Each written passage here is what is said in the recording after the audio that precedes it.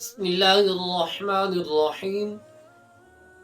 حضرت جابر رضی اللہ تعالیٰ عنہ سے روایت ہے، حضور صلی اللہ علیہ وآلہ وسلم نے فرمایا کہ جس شخص کو اگر کوئی برا خواب آئے تو حضور صلی اللہ علیہ وآلہ وسلم نے فرمایا کہ وہ شخص 3 مرتبہ بائیں جانب تھوکے۔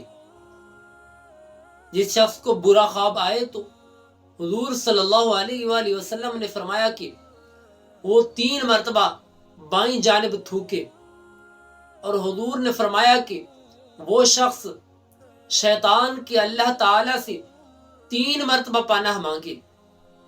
3 مرتبہ شیطان کی اللہ تعالی سے پناہ مانگے، اور حضور صلی اللہ علیہ وآلہ وسلم نے فرمایا کہ جس کروٹ پر وہ سویا ہوا ہو اس کروٹ کو تبدیل کر لے۔ دعا ہے اللہ تعالی ہمیں حضور صلی اللہ علیہ وآلہ وسلم کے بتائے ہوئے فرامین پر عمل کرنے کی توفیق عطا فرمائے۔